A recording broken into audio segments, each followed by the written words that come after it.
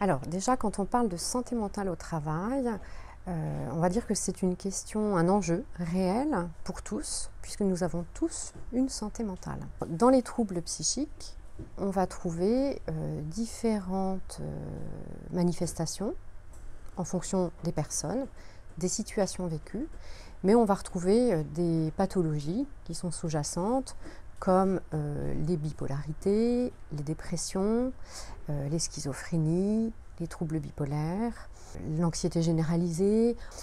Et on peut aussi être confronté à des troubles qui vont être en lien avec les situations de travail, qui vont générer des pathologies mentales, dans lesquelles on va retrouver les pathologies de surcharge, par exemple, qui vont pouvoir parfois déclencher des crises aiguës chez le salarié, comme des bouffées délirantes aiguës, un syndrome de stress post-traumatique, etc. On peut retrouver dans les pathologies liées au travail des pathologies liées à l'isolement, notamment chez les personnes, les travailleurs indépendants, c'est assez fréquent. Et puis on peut retrouver aussi toute la nosographie psychiatrique de décompensation d'un salarié.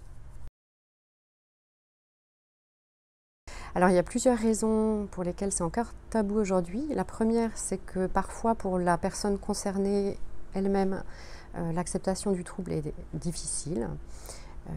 Le diagnostic peut rester aussi difficile. Donc déjà, si la personne a des difficultés dans l'acceptation de sa situation de santé, ça peut rester tabou. Il y a aussi beaucoup de stigmatisation autour du trouble psychique et de la santé mentale, et notamment dans le milieu professionnel, où la maladie psychique, elle fait peur. Il y a beaucoup de choses qui sont véhiculées dans notre société qui peuvent mettre à mal les personnes porteuses de troubles psychiques. Il y a une méconnaissance, clairement, donc c'est pour ça, à mon sens, que ça reste assez tabou. Il y a aussi une des caractéristiques du trouble psychique qui peut faire que ça reste tabou, c'est parce qu'il est invisible. Et l'invisibilité, il faut savoir que c'est la première cause de souffrance chez une personne porteuse d'un trouble, parce que on ne le voit pas, donc on ne le détecte pas. Et pour la personne, ça peut être d'autant plus difficile à en parler du fait que ça ne se voit pas. Les signes avant-coureurs, c'est vrai que pour un employeur, ça peut être compliqué, même des collaborateurs, de détecter un signe d'un trouble psychique. Il peut y avoir des éléments qui peuvent être des alertes, comme une somnolence, par exemple, sur le lieu de travail, une difficulté à être à l'heure ou à faire le travail demandé. L'absentéisme peut être aussi un signe. Tout comme, alors j'ai parlé d'absentéisme, mais le surinvestissement au travail peut être aussi un signe. Et puis on va retrouver tout ce qui est difficulté de mémorisation, d'adaptation, d'organisation. Également peuvent être des signes, des comportements inhabituels et inadaptés, jugés comme bizarres, j'appelle ça des bizarreries. Ça peut être des propos délirants, une agitation, des hallucinations.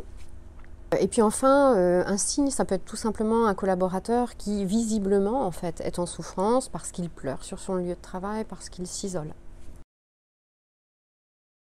Il y a deux cas de figure possibles. Le premier, c'est dans le cas où la personne n'a pas de reconnaissance en fait par rapport à son trouble. Et dans ce cas, la ressource pour un employeur, ça va être de pouvoir alerter la médecine du travail, dans laquelle se trouve une cellule de prévention de la désinsertion professionnelle. Et puis un deuxième outil qui peut être très utile au niveau professionnel mais aussi au niveau social, c'est une formation de premier secours en santé mentale, qui permet de donner des clés pour identifier les signes et puis de savoir comment agir avec la personne. C'est un élément de réassurance pour la personne concernée, mais aussi pour un collectif de travail. Le deuxième cas de figure, c'est lorsque la personne a déjà fait tout un travail d'acceptation de sa maladie, a engagé des démarches médico-administratives et éventuellement a obtenu un statut de travailleur handicapé, où là, pour l'employeur, il peut toujours faire appel au service de santé au travail et au service de maintien en emploi. Et puis après au service expert dont fait partie API.